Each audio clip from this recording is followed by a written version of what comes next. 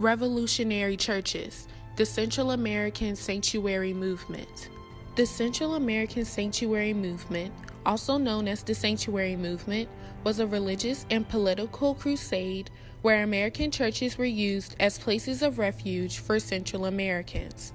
The Central Americans were fleeing the oppressive and violent U.S.-supported regimes in El Salvador and Guatemala.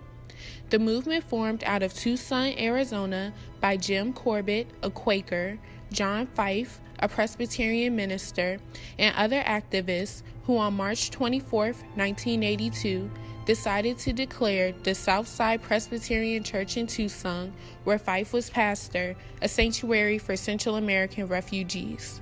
Non-religious institutions took part in the resistance movement as well. Educational institutions like Pomona College, Pitzer College, and the University of California in Riverside were a few California schools who declared support for the movement by raising funds, providing food and off-campus housing, and working with sanctuary churches. The United States government found those willing to assist the Central American refugees directly, including assisting the refugees to cross the border into the United States, to be criminals, punishable by law. But how were the El Salvadoran and Guatemalan regimes U.S. supported? The United States government supported the Contras, right-wing rebel groups fighting against the Democratic Socialists, the Sandinistas. The government believed that the Sandinistas were a threat to United States security, so the Reagan administration spent billions supporting the Contras to crush the revolutionary movement in El Salvador. The same group that the United States supported committed heinous acts of terror against people of their land due to suspicion of conspiring against the government in place. Take, for example, the account of Juan.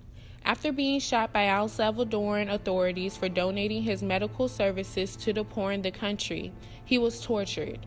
Juan was able to escape illegally to the United States and successfully settled in the country due to the assistance of the sanctuary movement. The movement proves that America is a contradiction, priding itself on being multicultural, but shutting out the Latinx immigrants who make the country the quote-unquote melting pot of culture it is so lovingly referred as. In a New York Times article entitled "Sanctuary Movement, New Hopes After Trial," further evidence of a contradicting and divided America is provided. Published during the height of the movement in 1986, the article exposes racist attitudes held towards the Central American refugees by the U.S. population.